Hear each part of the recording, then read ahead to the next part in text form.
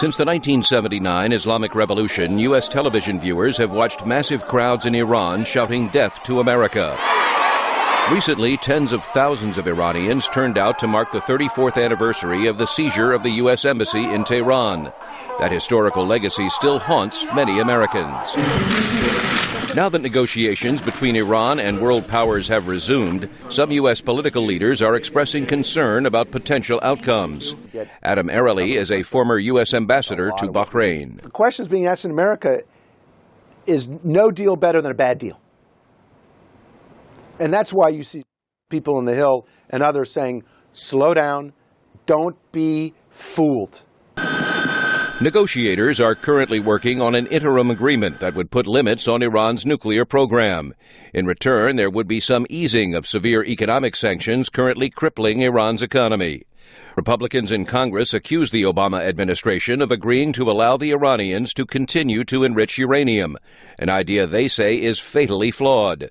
Republican Senator John McCain. Iranians have continuously cheated time after time, overruling both our Arab allies and Israel in their views of the disastrous consequences of this agreement. It's a bad agreement. U.S. Secretary of State John Kerry has spent a great deal of time in the Middle East trying to reassure Israeli leaders. And Arab countries in the Persian Gulf region are also expressing concern.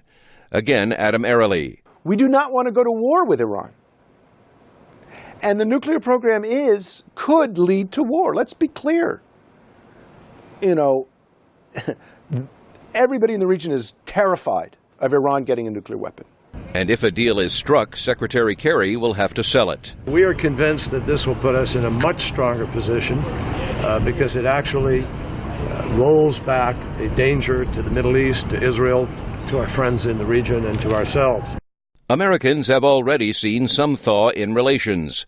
For the first time in more than 30 years, the two presidents spoke with each other on the phone.